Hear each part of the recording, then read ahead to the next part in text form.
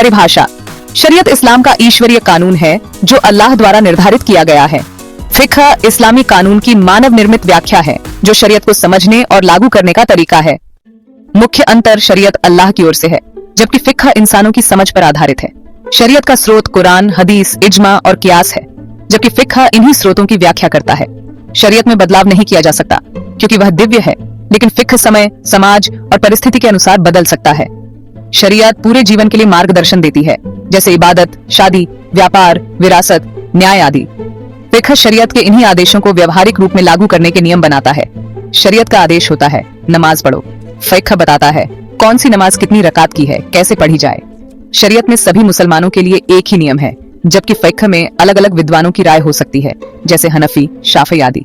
शरीयत का उद्देश्य है इंसान को अल्लाह के बताए रास्ते पर चलाना।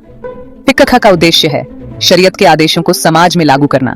शरीयत नैतिक और आध्यात्मिक भी है, जबकि फिक्ह ज्यादा कानूनी और सामाजिक है। शरीयत में धर्म और व्यवहार दोनों शामिल हैं, जबकि फिक्ह मुख्यतः व्यवहारिक पक्ष को देखता है। शरीयत स्थायी है, लेकिन फिक्ह में इज्तिहाद, नया विचार की गुंजाइश होती है। शरीयत सिद्धांतों पर आधारित है, फिक्ह विवरण और तरीकों पर। शरीयत एक आदर्श जीवन शैली है, फिक्ह उस जीवन शैली का ढांचा बनाता है। सरल शब्दों में शरीयत मूल कानून है और फिक्ह उसकी समझ और क्रियान्वयन है। निष्कर्ष, शरीयत और फिक्ह दोनों इस्लामी जीवन के अभिन्न हिस्से हैं। शरीयत अल्लाह का मार्ग है और फिक्ह इंसानों की उस मार्ग को समझने और अमल में लाने की कोशिश है। उदाहरण 1, नमाज, सलात। शरीयत कहती है दिन में 5 बार नमाज पढ़ना फर्ज, अनिवार्य है। ये आदेश कुरान में आया है, इसलिए यह शरीयत है। फिक्ह कहता है फज्र की नमाज में 2 रकात हैं, जुहर में 4, अस्र में 4, मगरिब में 3, ईशा में 4। ये सब फिक्ह के तहत आता है, यानी शरीयत की व्याख्या करके विद्वानों ने बताया है। उदाहरण 2, रोजा यानी उपवास। शरीयत कहती है कि रमजान में रोजा रखना फर्ज है। फिक्ह के अनुसार रोजा कब शुरू होगा ये सहरी से पहले तय होता है और कब खत्म होगा ये मगरिब के वक्त इफ्तार के साथ होता है। किन चीजों से रोजा टूटता है और बीमार या मुसाफिर को कैसे छूट मिलती है ये भी फिक्ह में विस्तार से बताया गया है। उदाहरण 3, विवाह यानी निकाह। शरीयत कहती है कि निकाह एक वैध और पसंदीदा सामाजिक व्यवस्था है। फिक्ह के अनुसार निकाह के लिए क्या शर्तें हैं, जैसे गवाह, मेहर और रजामंदी, ये सब महत्वपूर्ण है। कौन से रिश्ते में निकाह जायज नहीं है, तलाक के तरीके क्या हैं और इद्दत की अवधि कितनी होगी, ये सब फिक्ह में स्पष्ट किया गया है।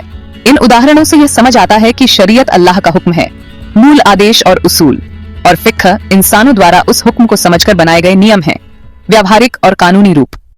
शरीयत की गहराई से समझ, शरीयत का स्रोत, शरीयत केवल इंसानों के बनाए नियम नहीं है। यह 4 मुख्य स्रोतों से बनती है। 1, कुरान अल्लाह का सीधा संदेश। 2, हदीस पैगंबर मोहम्मद सल्लल्लाहु अलैहि वसल्लम की बातें और काम। 3, इज्मा सहाबा और विद्वानों की सामूहिक राय। और 4, कियास, नई समस्याओं पर पुराने उसूलों के आधार पर निष्कर्ष। शरीयत सिर्फ धर्म नहीं बल्कि एक पूरा जीवन जीने का तरीका है। इबादत, व्यापार, परिवार, युद्ध, शांति, न्याय आदि हर चीज शरीयत में शामिल है।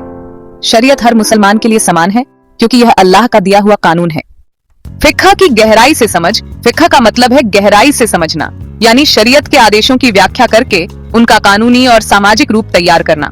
उदाहरण, कुरान में शराब हराम है, यह शरीयत है। अब शराब की परिभाषा क्या है, ड्रग्स का क्या हुक्म होगा, यह फिक्ह तय करता है। फिक्ह को विद्वानों, उलेमा, मुज्तहिद ने विकसित किया है। इसके आधार पर 4 प्रसिद्ध स्कूल मजहब बने, हनफी, शाफी, मलकई और हम्बली। फिक्ह समय और स्थान के अनुसार बदल सकता है, बशर्ते शरीयत के मूल उसूलों का पालन किया जाए। एक सरल तुलना, शरीयत इक्वल साइन संविधान, सुप्रीम कानून। फिक्ह इक्वल साइन उसके तहत बने कानून और उनके सेक्शन, धारा। जैसे भारत का संविधान बदलना मुश्किल है, लेकिन संसद कानूनों में संशोधन कर सकती है, वैसे ही शरीयत में कोई बदलाव नहीं हो सकता, लेकिन फिक्ह समय के साथ अपडेट हो सकता है। धन्यवाद।